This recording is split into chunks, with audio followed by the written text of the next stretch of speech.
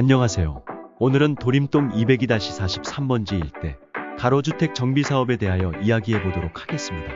가로주택 정비사업의 목적은 조합원의 재산가치 증식, 노후된 주거환경 개선하기 위한 사업입니다. 재개발 현황 및 문제점에 대해서 알아보겠습니다. 대규모 재개발의 가장 큰 문제는 사업기간의 지연과 이에 따른 금융비용 등 사업비의 증가로 사업이익이 감소하는 것입니다.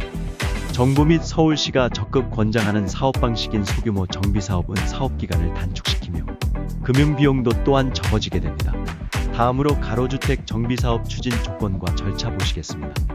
재개발 정비사업은 정비구역 지정부터 시작해 추진위원회 승인과 조합 설립인가, 사업 시행인가, 관리처분인가 후 이주, 철거, 준공, 입주 순으로 됩니다. 평균 기간이 10년에서 15년 정도 걸립니다. 반면에 가로주택 정비사업은 초반 단계를 생략하고 조합 설립인가 후 사업 시행인가와 관리처분인가를 동시에 진행합니다. 이주, 철거, 준공, 입주 순으로 평균 기간은 3에서 4년 정도 걸립니다. 일반 재개발보다 빠르게 진행됩니다. 가로주택 정비사업의 대상 지역은 도시계획도로로 둘러싸인 1단위지, 면적 10,000제곱미터, 노후 불량 건축물 비율 3분의 2 이상, 단독, 공동주택 20세대 이상이어야 하며 조합 설립은 토지 등 소유자의 80% 또는 토지 면적의 3분의 2 동의가 필요합니다. 다음으로 제도적 지원에 대하여 알아보겠습니다.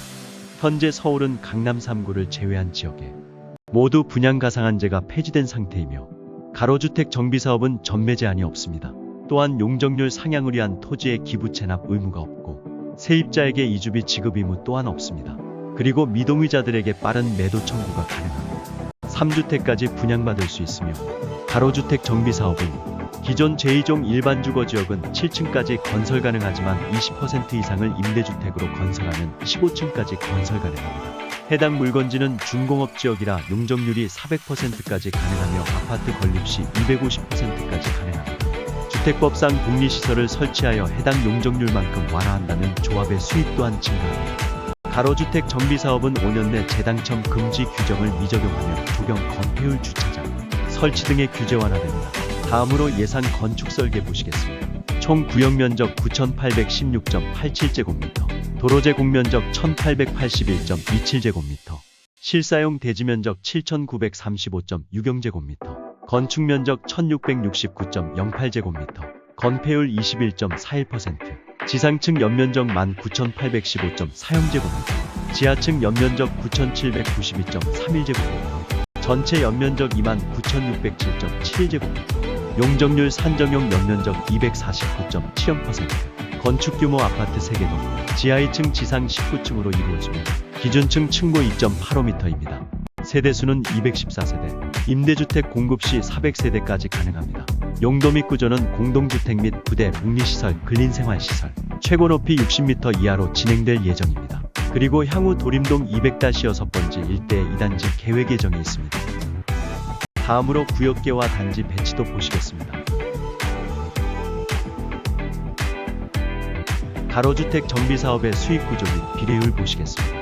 수익구조는 총분양 수입에서 투입원가를 제하고 남는 금액을 분배합니다. 조합원 권리가액은 비례율을 산정하며 종전감정평가액의 비례율을 곱하면 조합원 권리가액이 나오게 됩니다.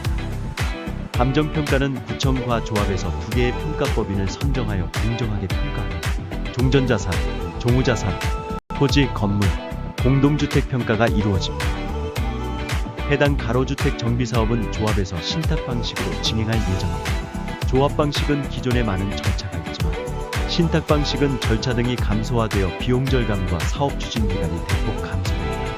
또한 신탁 방식의 장점은 안정적인 사업비 조달이 장점입니다. 조합 방식은 초반 시공사 선정 전까지는 사업비 조달이 어려운 반면 신탁 방식은 초반부터 신탁회사가 사업 종료 시까지 안정적으로 사업비 조달이 가능합니다. 또한 신탁 방식은 사업비 절감이 되는 장점이 있습니다. 신탁 보수가 있어 일정 부분 사업비가 발생하지만 공사비 지급 조건의 변경과 빠른 사업 추진 등을 통해 총 사업비가 절감하는 장점이 있습니다.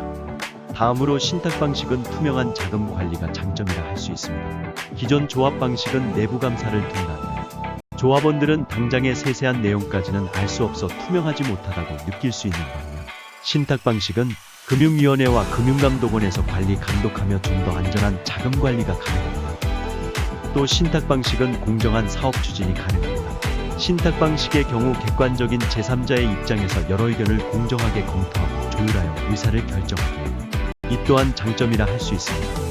기존 조합 방식보다 신탁 방식을 선호하는 또 다른 이유, 전문가의 업무 지원이 있습니다.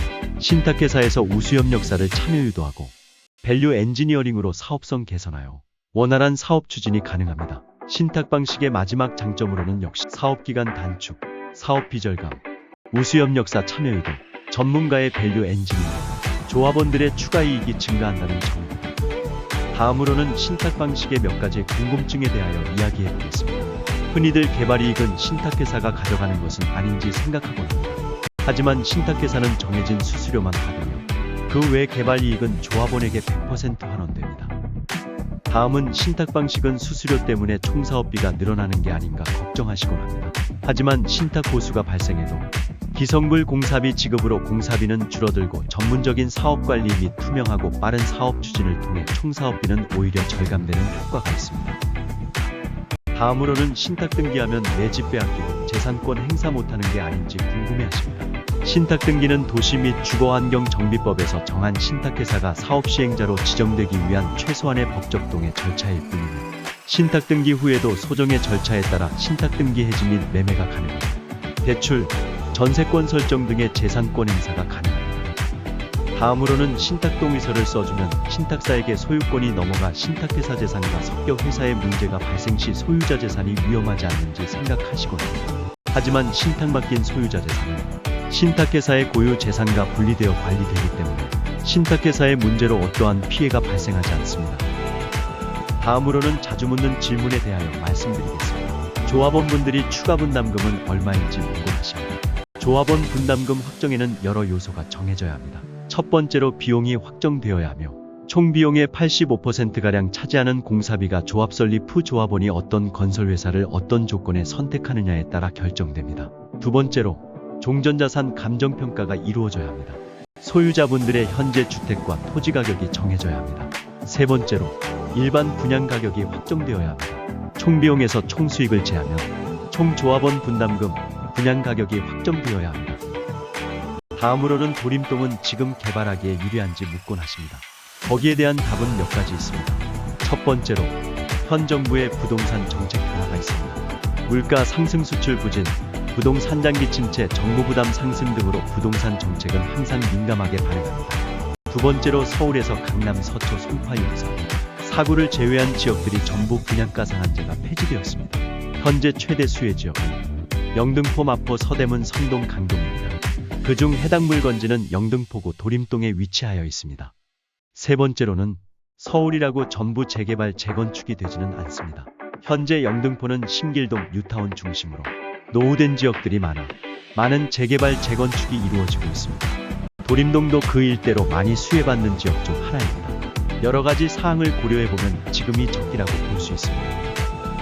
다음으로는 아파트, 상가 몇 채 받을 수 있는지에 대해서 많이들 묻곤 하십니다.